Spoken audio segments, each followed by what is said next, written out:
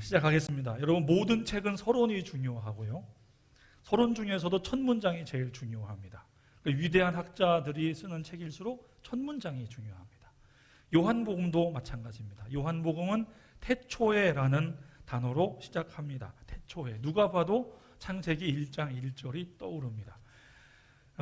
특히 두 단어, 태초에라고 하는 두 단어, 헬라어 단어로 엔아르케라는 단어가 있는데, 창세기 1장 1절을 헬라어로 번역한 70인역 성경에 봐도 똑같이 엔아르케라고 시작을 합니다. 뭐 두 단어 같다고 해서 거기에 너무 큰 의미를 부여한다고 생각하지 마십시오. 여러분, 세상에 아무리 많은 노래가 있어도 동해물과라는 단어로 시작하는 노래는 애국가밖에 없습니다.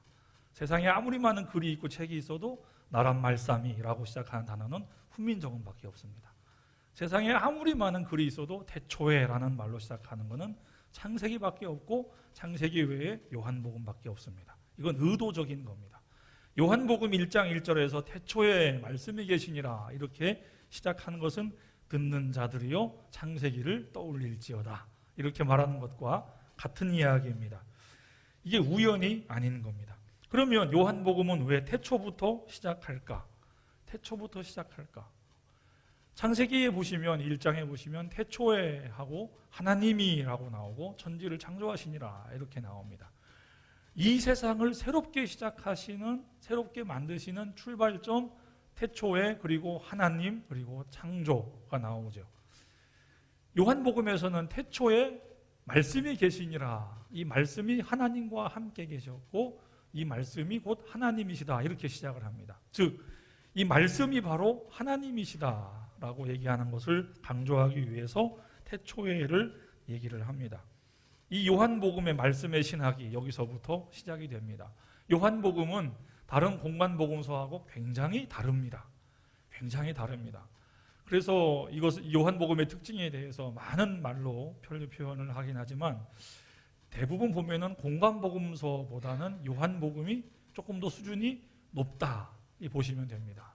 요한복음이 공관복음서보다 수준이 조금 높다. 왜냐하면 그냥 언뜻 봐도 굉장히 철학적이고 굉장히 심오한 추상적인 단어들이 많이 나옵니다. 공관복음에서는 볼 수 없는 단어들이 많이 나오는데 그 중에 첫 번째가 바로 이 말씀입니다. 말씀. 요한은 왜 말씀에 대해서 강조하는 걸까? 뭘 말하려고 하는 걸까? 요한이 이 말씀이라는 단어를 가지고 우리에게 무엇을 가르쳐주고 있을까? 그 의미는 1장 14절에서 정체가 분명하게 드러납니다. 요한복음 1장 14절 같이 읽어봅니다. 시작. 말씀이 육신이 되어 우리 가운데 거하심에 우리가 그의 영광을 보니 아버지의 독생자의 영광이요 은혜와 진리가 충만하더라. 말씀의 정체가 여기에 나옵니다. 말씀이 육신이 되어 우리 가운데 거하심에 하나님의 독생자, 아버지의 독생자라고 합니다. 예수님인 거죠. 그러니까 요한복음 1장 1절에 나오는 말씀의 정체는 14절에서 나오는 아버지의 독생자라고 드러나는 거죠. 그 하나님이, 말씀이신 하나님이 육신을 입고 우리에게 오신 사건을 성육신이라고 합니다. 성육신. 그런데 여기서 성자는 거룩할 성자가 아닙니다. 이룰 성자입니다. 성육신이라고 할 때 강조되는 것은 거룩한 육신이 아니고 그냥 육신이 되셨다는 거예요. 말씀이 그냥 육신이 되신 거예요. 우리와 똑같이 되신 거예요. 그게 성육신이에요. 거룩한 육신이 아니에요. 이 말씀이 우리처럼 되셔서 우리 가운데 오셨어요. 우리 가운데 오셔서 우리 가운데 거하셨다 그래요. 거하셨다. 거하심에, 이 거하셨다는 말은 우리 가운데 오셔서 천막을 치고 우리와 함께 사셨다라는 뜻입니다. 그래서 이 천막이 상징하는 것은 구약의 성막이라고 얘기를 하는데, 어쨌든 우리 가운데 오셔서 우리와 함께 사신 거예요. 예수님이, 말씀이 육신을 입고 우리 가운데 오셨는데 그 예수님이 우리 가운데 사실 때 우리와 똑같은 모습으로 사신 거예요. 갈릴리 지역을 다니실 때 예수님의 발이 이 땅에서 요만큼 들려서 붕 떠다니신 게 아니에요.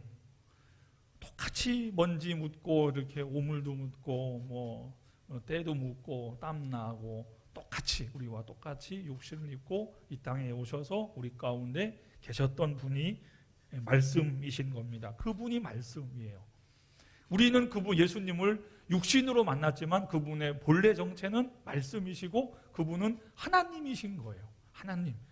그래서 사실 이 의미만 우리가 깊이 자세히 생각해봐도 굉장히 놀라운 겁니다. 있을 수가 없는 겁니다. 사실은 있을 수가 없는 거예요. 하나님이 어떻게 육신을 입고 우리 가운데 오셔서 어떻게 우리 이 말도 안 되고 어리석고 답답한 인생들 가운데 오셔서 고난받으시고 조롱받으시고 배반당하시고 핍박당하시고 십자가에 죽으셨고 어떻게 그럴 수가 있느냐는 거죠.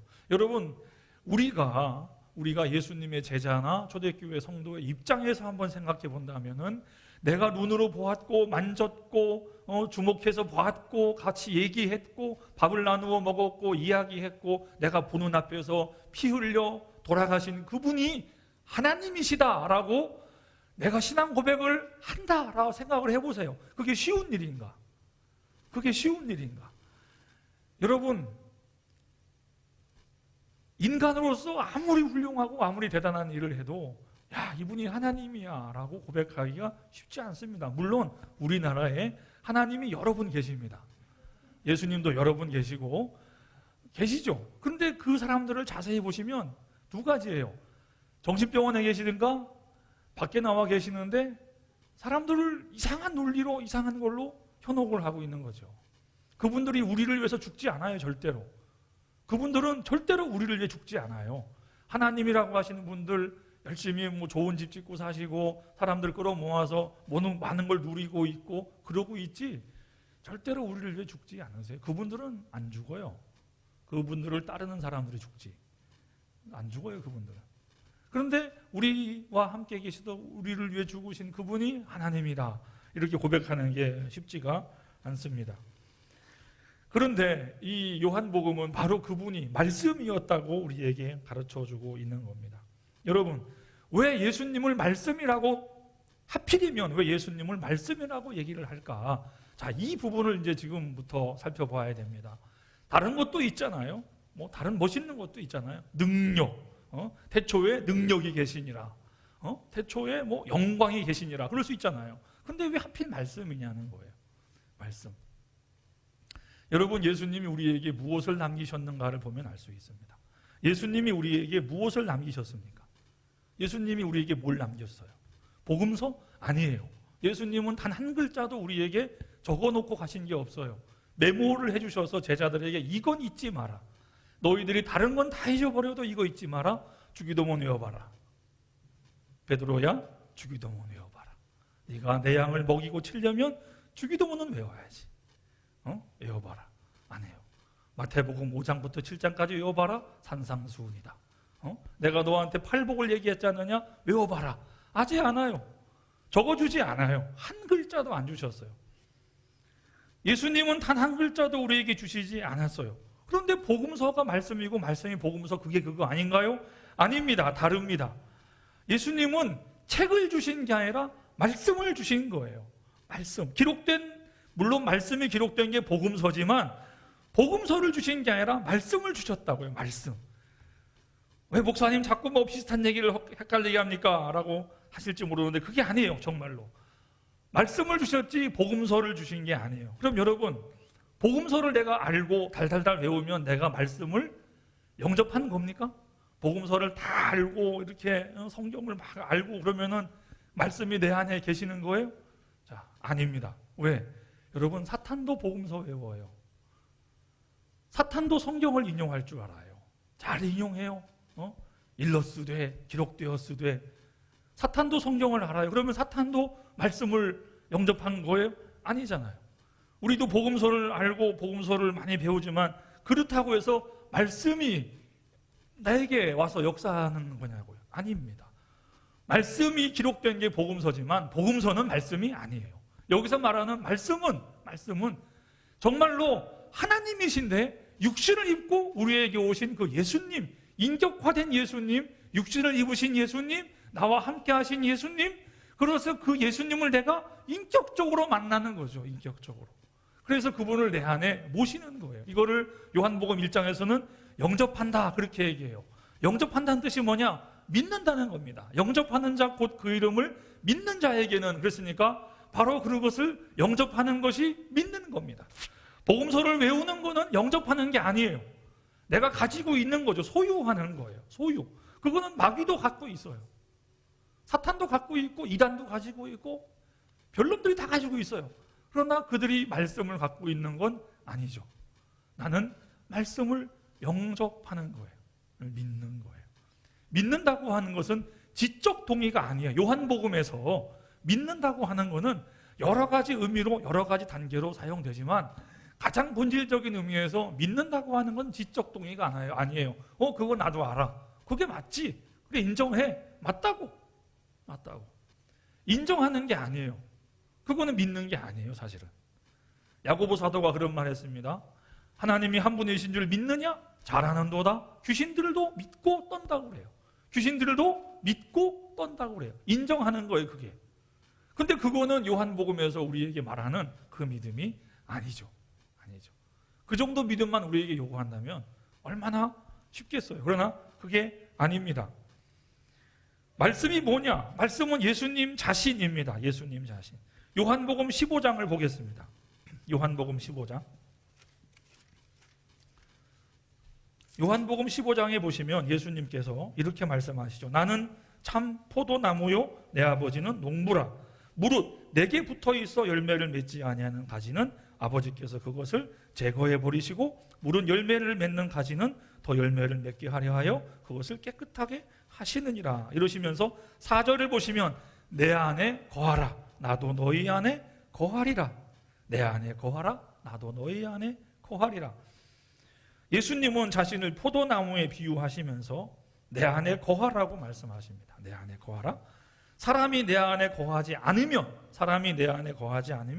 아무것도 할 수 없다. 스스로 아무것도 할 수 없다. 열매를 맺을 수 없다. 이렇게 말씀하십니다. 그런데 어떻게 우리가 주님 안에 거할 수 있고 주님이 내 안에 어떻게 거할 수 있느냐? 어떻게 가능한가요? 어떻게 가능합니까? 여러분 혹시 그 방법을 아시나요? 예수님이 내 안에 거하시고 내가 예수님 안에 거하는 방법 15장 7절에 나옵니다. 15장 7절 같이 읽습니다. 시작. 너희가 내 안에 거하고 내 말이 너희 안에 거하면 무엇이든지 원하는 대로 구하라. 그리하면 이루리라. 내 말이 너희 안에 거하는 게 예수님이 내 안에 거하시는 거예요. 그러니까 그 말씀은 곧 예수님이신 거죠. 이렇게 연결되는 겁니다. 예수님이 어떻게 내 안에 들어오시느냐? 철학자들은 이해할 수 없죠. 예수님은 무한하신 분이고 하나님은 무한하신 분이고 나는 유한한 존재인데 내가 그분에게 들어가야지 그분이 내게 어떻게 오시느냐 그러죠. 무한이 유한 속으로 들어올 수가 없죠. 그런데 들어오세요. 어떻게 들어오시냐? 말씀으로 들어오시는 거죠. 그래서 그 말씀을 내가 영접하는 거예요. 모셔드리는 거예요. 요한복음에서 영접이라는 단어를 믿음과 연결하는 것은 요한복음이 유일해요. 그냥 믿는 게 아니에요. 영접하는 거예요. 내 안에 모셔드리는 거예요. 물건이 아니에요. 내가 소유하는 게 아니에요. 그분을 나의 주인으로 영접하는 거예요. 맞아들이는 거예요. 나보다 크신 분을, 그분의 말씀을 내가 영접하는 겁니다. 그래서 주님이 내 안에 계시는 거고, 당연히 생각을 해보세요. 자, 요만한 항아리가 있습니다. 항아리 안에 바다가 있어요. 항아리가 바다를 영접하는 방법 어떻게 하면 될까요? 항아리가 바다를 영접하는 방법. 항아리 갖다 놓고 바닷물 퍼다가 항아리에 부으면은 항아리가 바다를 영접하는 겁니까? 항아리를 바다에 던지면 돼요. 그러면은 항아리가 바닷속에 빠져서 항아리 안과 바깥에 바다가 충만한 거죠. 이것은 항아리가 바다에 있는 거고 바다가 항아리에 있는 거죠. 더 큰 존재가 더 작은 존재 안에 어떻게 거기 다 들어와요? 말이 안 되지. 어떻게 우리가 주님을 영접해요? 말이 안 되죠. 나보다 크신 분이 좀 커야지. 좀 커야죠. 어마어마하신 분이 내가 주님을 영접했나이다. 여기 계세요. 당신의 집입니다. 계시겠어요? 계실 수 있겠어요? 못 계시는 거예요. 어떻게 되느냐? 항아리가 바다에 빠지고 내가 주님 안에, 주님이 내 안에 이렇게 되는 거예요. 그래서 그 말이 나오는 거예요. 주님만 내 안에 계시면 끝 아니라 내가 주님 안에 있어야 온전히 주님도 내 안에 계시는 거예요. 나는 주님 안에 들어가기 싫으니까 당신이 나한테 오세요가 아닙니다. 내가 너희 안에 너희가 내 안에 서로 상호 간에 함께 공존하는 방법은 작은 자가 큰 자 안에 들어가는 겁니다. 그래, 내가 마음을 열고 내가 주님을 영접할 때 나보다 크신 이가 내 안에 들어오시고 내가 그분 안에 들어가 있는 게 되는 거죠. 내가 주님 안에 들어가기 싫은데 주님이 나에게 오신다는 건 있을 수가 없습니다. 있을 수 없어요. 이거는 둘이 아니에요. 내가 주님 안에 들어가기 싫은데 주님이 내 안에 오신다? 있을 수 없습니다. 내가 주님을 영접하는데 자, 내가 여는 만큼 요만큼만 들어오시면 되겠습니다. 더 이상은 간섭하지 마시고 건드리지 마시고 요만큼만 들어오십시오. 그게 영접입니까? 영접이 아니죠. 그거는 영접이 아니라 내가 필요한 만큼만 당신을 써먹고 싶으니 그렇게 합시다 라는 거죠. 영접이 아닙니다. 내가 너희 안에 너희가 내 안에라는 말과 전혀 다른 말씀이신 겁니다. 주님과 우리는 분리될 수 없습니다. 주님과 우리는 분리될 수 없습니다. 주님이 우리 안에 거하시는 방법은 말씀을 통해서예요. 그리고 주님은 우리와 분리될 수 없습니다. 이것을 가장 잘 표현한 게 요한복음 6장입니다. 요한복음 6장을 가보시겠습니다. 요한복음 6장을 가보시면은 요한복음 6장 48절부터 요한복음 6장 48절부터 57절까지 좀 길지만 한번 같이 읽어보겠습니다. 요한복음 6장 48절로 57절 다 같이 시작. 내가 곧 생명의 떡이니라. 너희 조상들은 광야에서 만나를 먹었어도 죽었거니와 이는 하늘에서 내려오는 떡이니 사람으로 하여금 먹고 죽지 아니하게 하는 것이니라. 나는 하늘에서 내려온 살아있는 떡이니 사람이 이 떡을 먹으면 영생하리라. 내가 줄 떡은 곧 세상의 생명을 위한 내 살이니라 하시니라. 그러므로 유대인들이 서로 다투어 이르되 이 사람이 어찌 능히 자기 살을 우리에게 주어 먹게 하겠느냐. 예수께서 이르시되 내가 진실로 진실로 너희에게 이르노니 인자의 살을 먹지 아니하고 인자의 피를 마시지 아니하면 너희 속에 생명이 없느니라. 내 살을 먹고 내 피를 마시는 자는 영생을 가졌고 마지막 날에 내가 그를 다시 살리리니 내 살은 참된 양식이요 내 피는 참된 음료로다. 내 살을 먹고 내 피를 마시는 자는 내 안에 거하고 나도 그의 안에 거하나니 살아계신 아버지께서 나를 보내심에 내가 아버지로 말미암아 사는 것 같이 나를 먹는 그 사람도 나로 말미암아 살리라. 아멘. 물 좀 마시겠습니다. 이게 바로 말씀이 우리 안에 들어와 계신다는 것을 가장 선명하게 보여주는 말씀이에요. 나는 생명의 떡이다. 나를 먹으라. 내 살을 먹어라. 내 피를 마셔라. 이렇게 말씀하십니다. 너희 조상들은 광야에서 만나 먹고도 죽었다. 그런데 내 살과 내 피를 먹는 자는 마시는 자는 죽지 아니하리라. 그 속에 생명이 있다. 이렇게 말씀하시죠. 여기에 똑같은 표현이 나와요. 여기에 똑같은 표현이 뭐라고 나오냐면 56절에 내 살을 먹고 내 피를 마시는 자는 내 안에 거하고 나도 그의 안에 거한다. 내 피를 먹고 내 살을 먹는 자는 나의 안에 거하고 나도 그의 안에 거한다. 아까 본 표현이죠. 포도나무 비유에서 똑같은 표현입니다. 자, 내 살을 먹으면 내가 주님의 살과 피를 먹으면 주님이 내 안에 있는 거지 어떻게 내가 주님 안에 있는 거예요? 주님이 나를 먹어야 될 거 아니에요. 그런데 거기는 그게 안 나오잖아요. 내가 주님의 살과 피를 먹었는데 어떻게 내가 주님 안에 있게 되는 거냐? 이것은 포도나무 비유하고 똑같은 거예요. 서로 뗄 수가 없다는 겁니다. 내가 주님을 영접할 때 그 영접을 어떻게 하는 거냐? 그냥 내가 주님을 소유하는 게 아니라 내 안에 가두어 두시고 모셔두는 게 아니라 내가 그분에게로 들어가는 거예요. 그래서 내가 주님의 살과 피를 먹지만 주님이 내 안에 거하시고 내가 주님 안에 거하게 되는 놀라운 결과가 나타나는 거죠. 안타까운 거는 로마 카톨릭은요 이거를 성찬식하고 연결지어서 해석을 합니다. 잘못된 거예요. 그래서 예수님의 살과 피를 먹는 거를 성찬식에다가 비유를 합니다. 로마 카톨릭에서는 화채설이라고 해서 예수님 그 성찬의 떡과 포도주가 우리 몸에 들어가면 실제 예수님의 피가 되고 실제 예수님의 살이 된다고 그렇게 가르치거든요. 그걸 화채설이라고 그래요. 말이 안 되죠. 그래서 그것 때문에 아주 우습지도 않은 일들이 벌어집니다. 여러분 영화나 이렇게 방송에 보시면 그 사제들이 예수님의 그 전병, 떡이죠. 동그란 전병을 줄 때 손바닥에 주든가 아니면은 혀를 내밀게 해서 혀에다 올려줍니다. 흘리면 안 되거든요. 흘리면 안 돼요. 그리고 대부분의 가톨릭에서는 잔은 안 줘요. 떡만 줘요. 잔은 왜 안 줄까요? 흘리면 안 되니까. 흘리면 안 되거든요. 이 하다가 잔을 줬는데 손 떨어서 흘렸잖아요. 그러면 바닥에 이게 포도주가 떨어지면 어떻게 되는 줄 아십니까? 사제가 핥아먹어야 돼요. 걸레로 닦으면 안 돼요. 예수님의 피기 때문에 무조건이에요. 무조건 사제가 핥아먹어야 돼요. 그런 일이 생기면 안 되니까. 그래서 성당에 가면은 잔을 안 줘요. 이 잔을 주는 성당은 굉장히 전 세계적으로 드물어요. 안 줘요. 특별한 경우 아니면 안 줍니다. 자기들끼리 먹어요. 자기들끼리 먹어요. 그런데 성도들한테는 안 줘요. 흘리면 큰일입니다. 흘리면 큰일입니다. 얼마나 웃깁니까? 예수님의 살과 피를 이거를 먹어야 영생을 얻는다고 그렇게 가르치거든요. 그러니까 중세시대에는 로마 교황들이 이 무지한 백성들을 통제하는 중요한 방법 중에 하나가 이 미사, 성찬이었어요. 성찬 금지 그러면은 이 사람들은 영생을 못 얻는다고 생각하는 거예요. 성당에 갔는데 아무것도 안 주네? 맨입으로 와야 되네? 그러면 폭동이 일어나는 거예요. 폭동이. 왜 예수님의 살과 피를 우리한테 안 주느냐? 난리가 나는 거죠. 왜 그랬냐면 여러분, 중세시대에는 성당의 사제들이 자기 나라 말로 미사를 집전하지 않았어요. 설교도. 라틴 말로 했어요. 라틴 말로.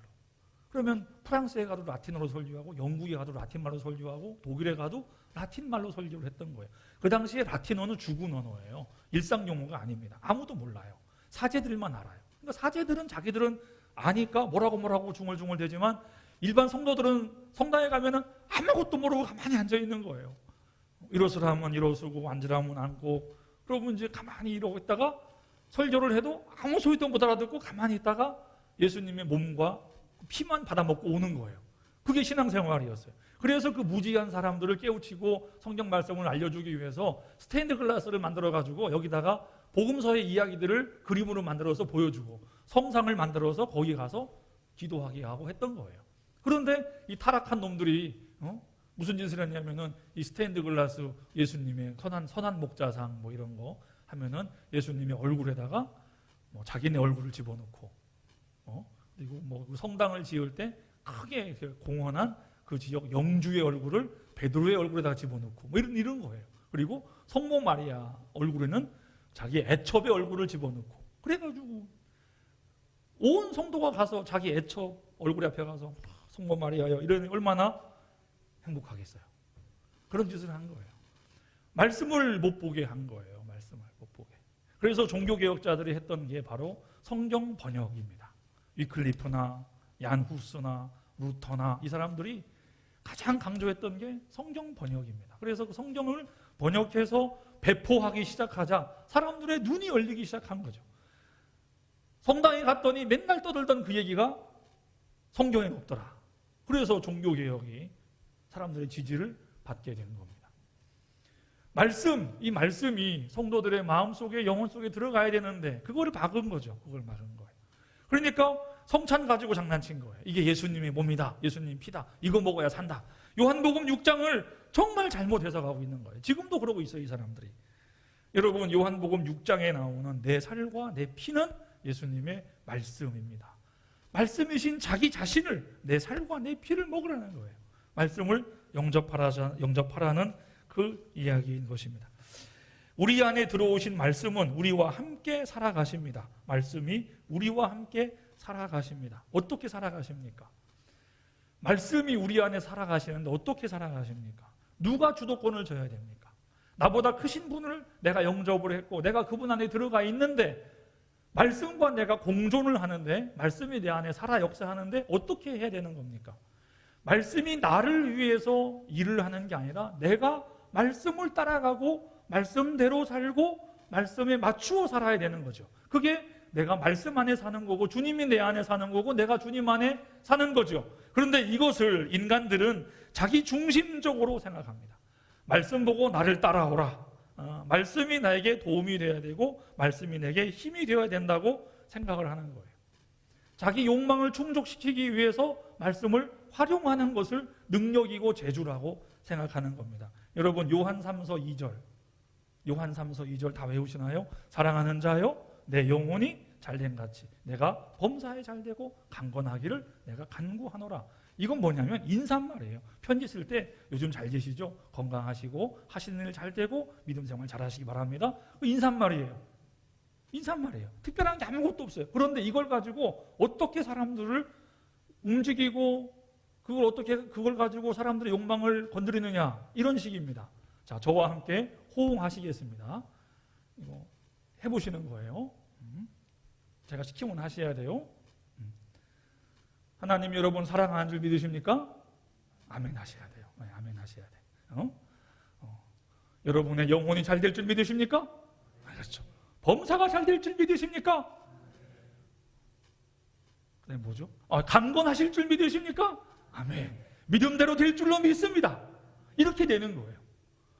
그거는 인사말이에요. 인사말. 사랑하는 자요 내 영혼이 잘된 같이 내가 범사에 잘되고 강건하기를 내가 기도한다, 바란다. 인사말인데 이걸 가지고 부흥회를 하는 거예요. 하나님을 사랑하는 줄 믿으십니까? 집사님?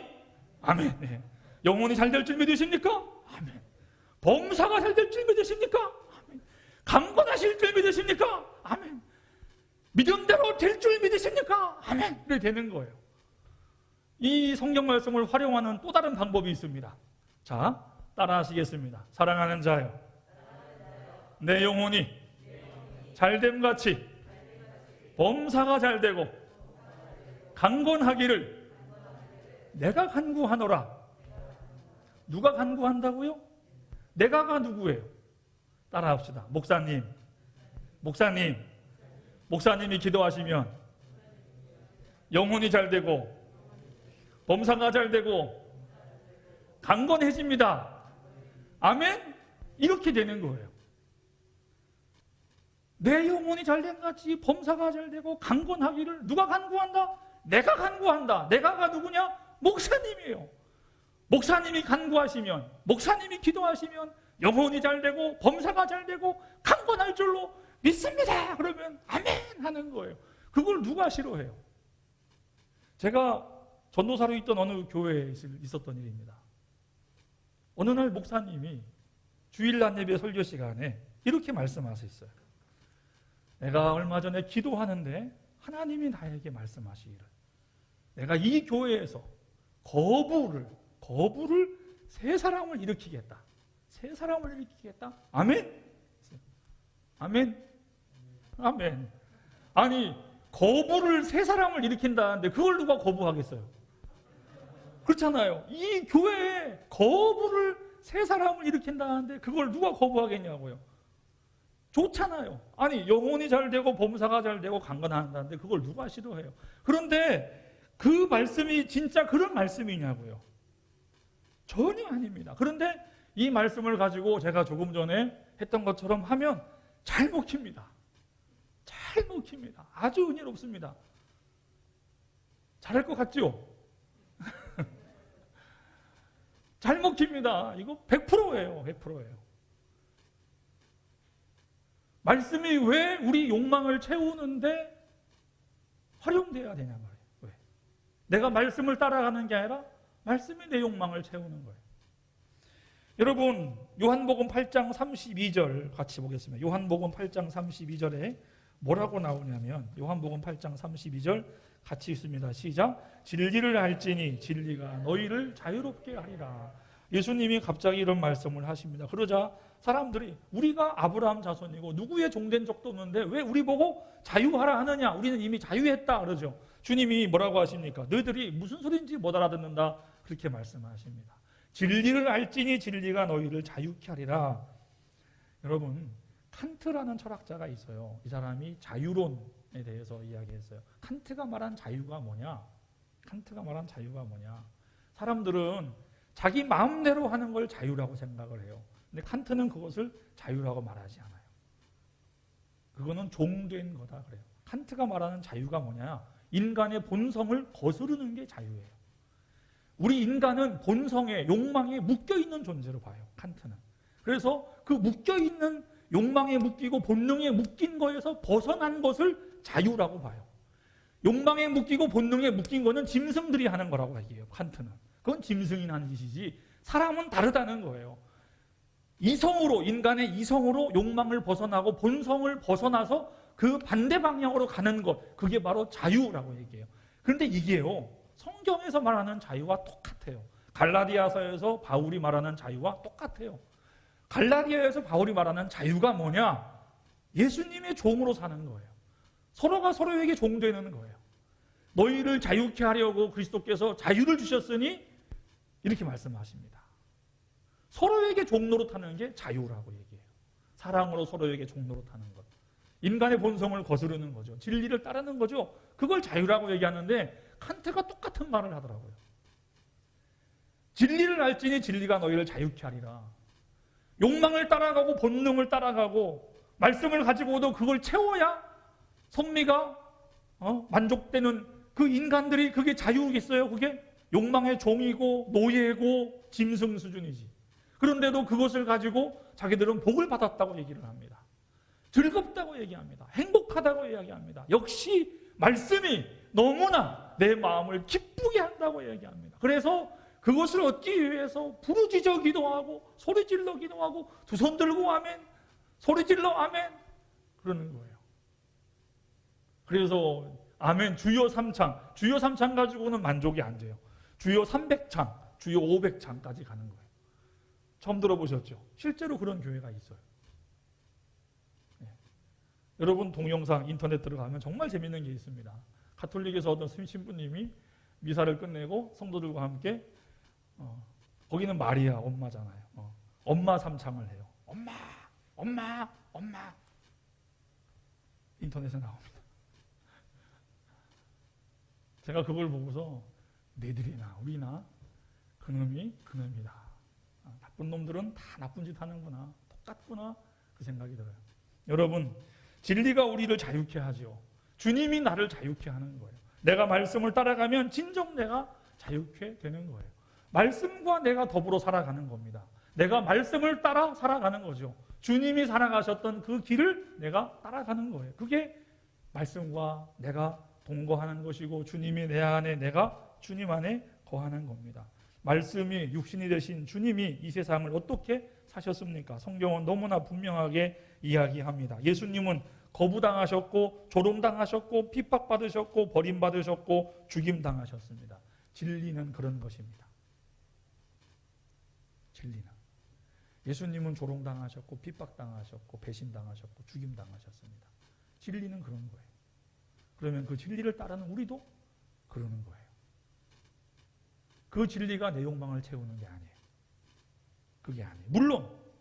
물론 그런 부정적 결과만 있느냐, 아픈 결과만 있느냐, 그렇지 않아요. 많은 열매를 맺는다고 했어요. 많은 열매.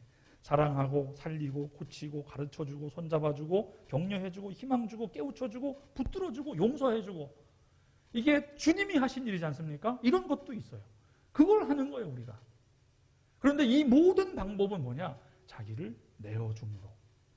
자기를 더욱 채움으로가 아니라 자기를 내어줌으로 그 일을 하셨어요. 조롱받고 박해당하고 배신당하는 것도 자기를 내어줌으로 하셨고요. 사랑하고 살리고 고치고 가르쳐주고 손붙잡아주고 용서해주는 것도 자기를 내어주심으로 하신 거예요.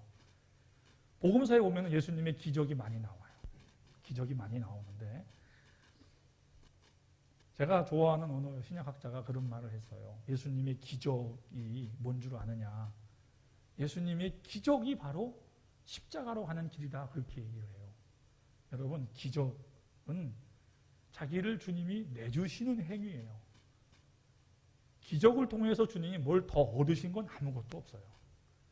능력을 행하시고 문둥병자를 만지시고 혈루병 건 여인을 고치시고 죽은 자를 살리시고 다 자기를 나누어 주신 행위예요. 십자가의 행위와 다르지 않아요. 그래서 기적의 결과가 십자가인 거예요.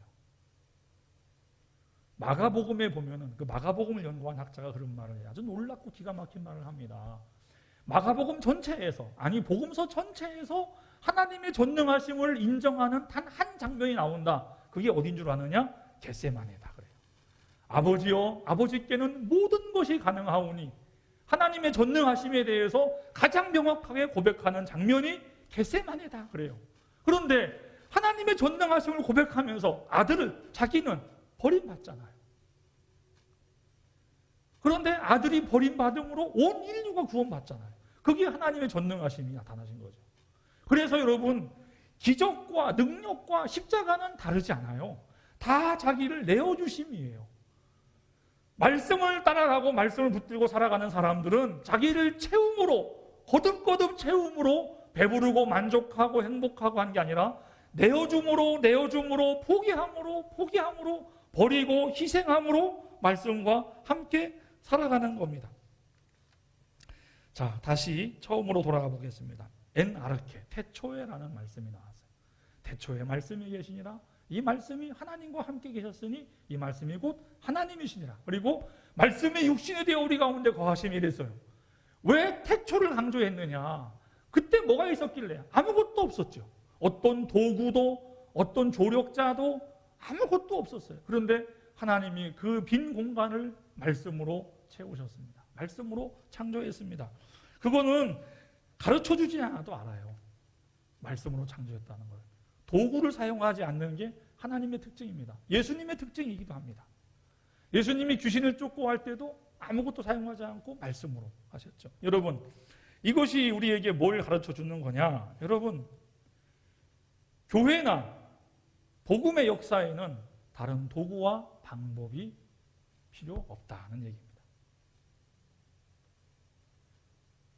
뭐 교회에 뭐도 있어야 되고 뭐도 있어야 되죠. 네, 맞아요. 있어야죠. 있어야 되는데 본질적으로는 교회에 뭐가 있어야 되느냐? 말씀이 있어야 된다는 겁니다. 다른 어떤 방법도, 다른 도구도, 제도도 여러분, 그게 우리를 구원해 주지 못해요. 교회를 새롭게 해주지 못해요. 교회를 새롭게 하는 것은 하나님 말씀이에요. 은혜와 진리가 충만하더라 하신 그 독생자의 영광.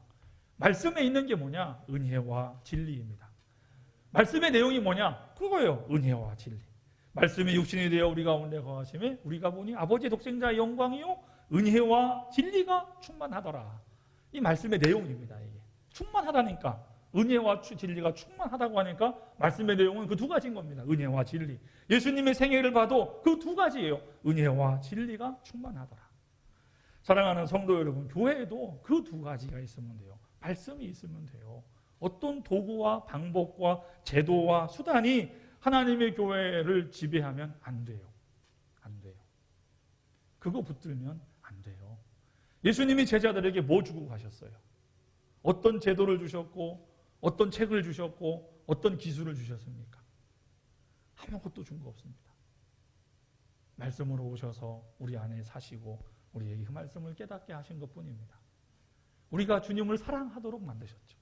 사랑, 이거는 이제 마지막 시간에 한번 들어보겠지만 제자도 할 때 우리가 주님을 사랑하도록 해주셨죠. 사실은 그걸 통해서 주님을 따르게 한 겁니다. 교회에 뭐가 필요합니까? 말씀이 필요합니다. 말씀을 위해서 우리가 많은 방법과 많은 노력을 할 수 있지만 교회를 살리시는 것은 그 말씀입니다. 말씀을 잊지 않기 위해서, 전달하기 위해서 복음서를 기록한 것이 복음서 자체가 목적이 아니에요. 말씀입니다. 내 안에 인격적으로 들어오신 그 말씀. 우리나라 초기 기독교 역사가 시작될 때 존 로스라고 하는 영국에서 온 선교사 한 분이 중국의 심양 지역에서 성경을 번역을 했어요. 서상용, 서상조 형제의 도움 받아가지고 번역을 했습니다. 제일 처음 번역한 게 누가복음이고 그 다음이 요한복음이었어요. 누가복음을 번역하고 이제 책으로 만들어야 돼요. 근데 책으로 만들 때 그때 식자공이라고 해서 활자를 갖다가 다 꽂아 넣어가지고 이 인쇄판을 만드는 식자공이 필요했는데 그때 로스 선교사에게 발탁된 사람이 김청송이라고 하는 사람이에요. 이 사람은 압록강 이북 쪽에서 살던 사람인데 거기에 일제시대에 조선족들이, 조선 사람들이 먹고 살 게 없어가지고 압록강을 건너가서 간도 땅 이쪽에 많이 살았어요. 그쪽에 한 3만 명 정도가 살았다고 그래요. 28개 마을 정도 해가지고.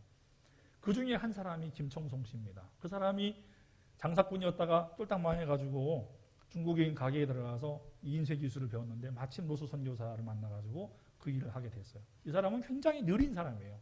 근데 꼼꼼한 사람입니다. 이 누가복음을 인쇄를 다 해냈는데 이 로스 선교사가 자기 본국에다가 선교 편지를 쓸 때 이런 말을 썼다고 그래요. 김청송 이 사람은 활자를 종이에 새긴 게 아니라 자기 마음에 새긴 사람이다, 이렇게 표현을 했다고 합니다.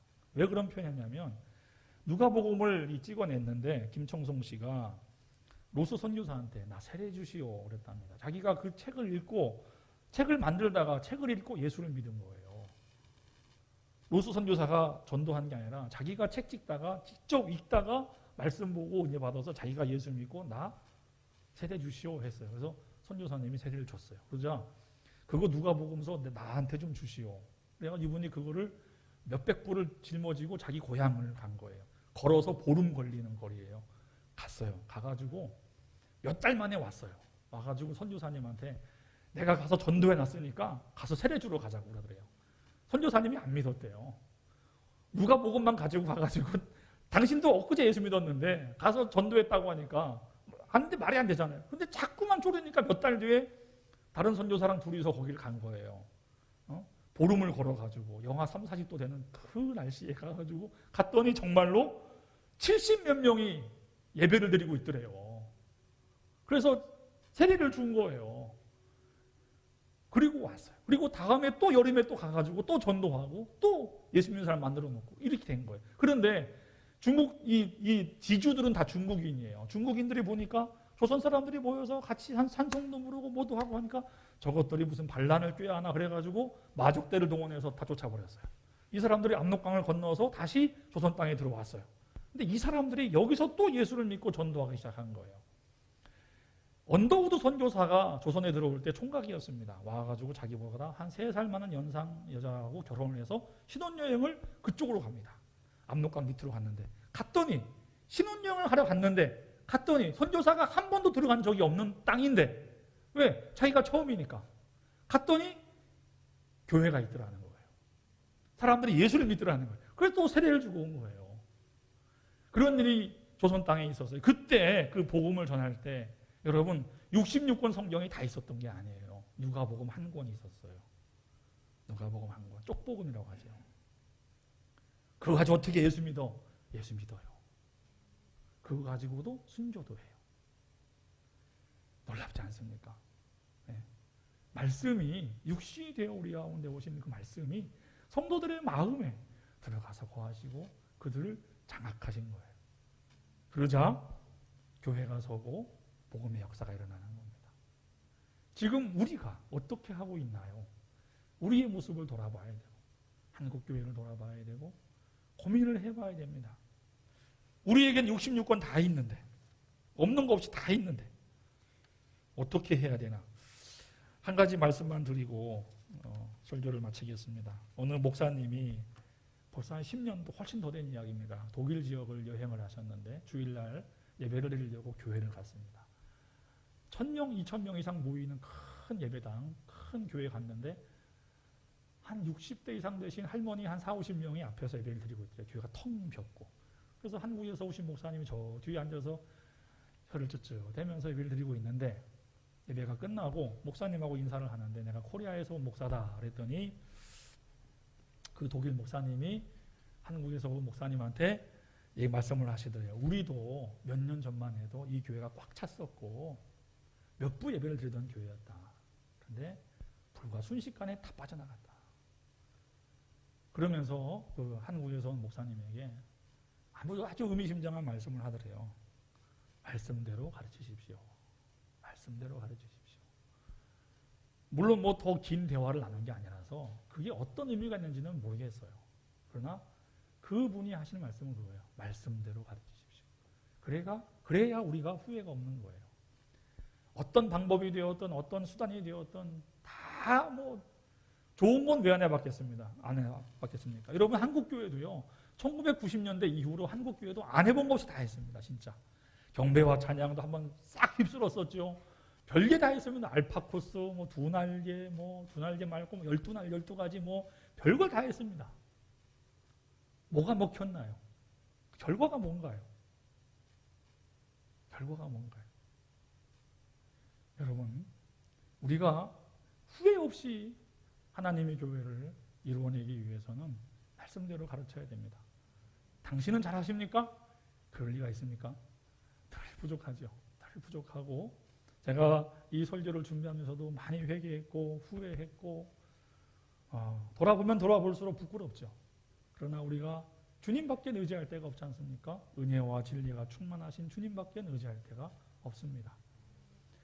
우리에게 남은 것은 말씀이고 주님이 주신 것도 말씀입니다. 이 말씀 속에 여러분의 삶이 동참하여 주님과 함께 많은 열매를 거두시기를 주님의 이름으로 부탁합니다. 기도하겠습니다.